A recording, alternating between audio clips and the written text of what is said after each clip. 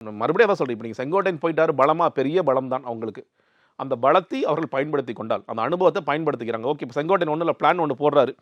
Sir, நான் ஜெயலலிதாவுக்கு உங்களுக்கு பிளான் போட்டு கொடுத்தேன், ரூட் இப்படி தான் போட்டு கொடுத்தேன், நான் அதே மாதிரி போட்டு கொடுக்குறேன். நீங்கள் வாங்க, ஜனவரி பிப்ரவரியில், நீங்கள் ஜனவரி 1ஆம் தேதியிலேருந்து ஸ்டார்ட் பண்ணுவோம் சார், ஜனவரி பிப்ரவரி ஸ்டார்ட் பண்ணுவோம் சார். விஜய் என்ன சொல்லுவார்? ஏங்க, டிசம்பர் 27 எனக்கு ஆடியோ லான்ச் இருக்குது, அது முடிச்சுட்டு வந்தால் ஜனநாயகன் 9ஆம் தேதி ரிலீஸ் இருக்குது, நான் அந்த வேலையை பார்ப்பேன், இந்த வேலையை பார்ப்பேன்னு கேட்பார். இன்னுமே விஜய் பொலிட்டிக்கல் இன்ட்ரெஸ்ட்டோட செயல்படுறாரா? இன்னைக்கு வரைக்கும் நீங்கள் எல்லாருமே வந்து தொடர்ச்சியாக பில்டப் கொடுத்துட்டே இருக்காங்க. மெயின் ஸ்ட்ரீம் மீடியாவில் விஜய் வந்து விட்டார், விஜய் 2.2 என்னென்னமோ சொல்கிறாங்க இல்லையா? விஜய் இன்னுமே எங்க அந்த ப்ரெஸ் மீட் நடந்துச்சுல்ல, நீங்கள் வீடியோ போட்டார் இல்லையா? நீங்கள் ப்ரெஸ்ஸை கேள்வி எடுக்கிறது கூட கஷ்டமாக இருக்குது, ஏதாவது கண்ணா கேட்டுருவாங்கன்னு கூட அவர் பட்சத்துக்கு கூட நான் வர்றேன்.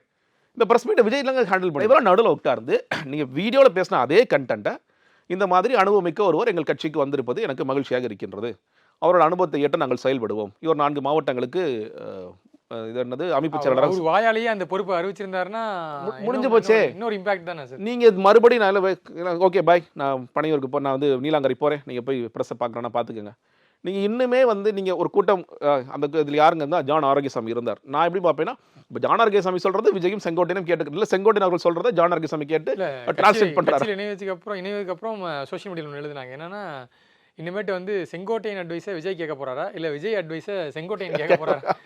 நீங்கள் செங்கோட்டையன் அட்வைஸ் பண்ணுவாருங்க, என்ன ரூட்டில் பண்ணுவார்? நீங்கள் தான் சொல்கிறேன் இல்லையா? இப்போ ஆதவர்ஜனாவுக்கு இருந்த அதே பிரச்சனை தான் இப்போ செங்கோட்டையன் அவர்களுக்கும் வரும்.